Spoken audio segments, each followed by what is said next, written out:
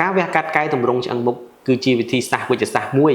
ដែលពេញនិយមទូទាំងពិភពលោកក្នុងការដោះស្រាយបញ្ហាឆ្អឹងមុខធំចំការវែងឬខ្លីដែលជាមូលហេតុធ្វើឲ្យផ្ទៃមុខមានភាពលំអៀងនិងបាត់បង់ភាពស្រស់ស្អាតជាពិសេសសម្រាប់ស្ត្រី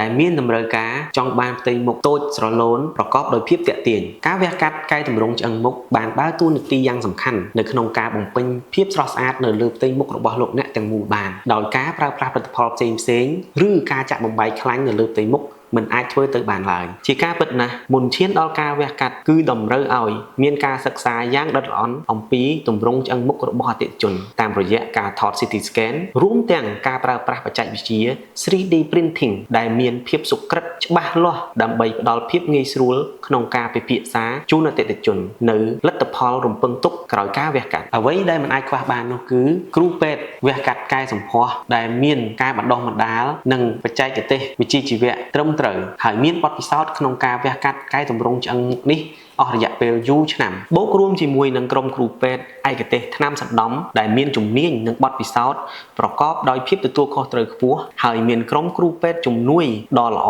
ដែលអាចជួយគ្រប់គ្រងធ្វើឲ្យការវះកាត់ប្រកបដោយភាពរលូនត្រូវមានឧបករណ៍វះកាត់គ្រប់គ្រាន់ស្របតាមស្តង់ដារមានអនាម័យធានាបានការមិនឆ្លងរោគក្នុងអំឡុងពេលវះកាត់និងក្រោយការវះកាត់ដើម្បីអបអរខួប15ឆ្នាំនៃការបង្កើតមជ្ឈមណ្ឌលកែសម្ផស្ស Belvy យើងមានការបញ្ចុះតម្លៃរហូតដល់ 30% ទៅលើសេវាកម្មវះកាត់កែតម្រង់មុខនេះចាប់ពីថ្ងៃនេះរហូតដល់បំណាច់ខែវិច្ឆិកាឆ្នាំ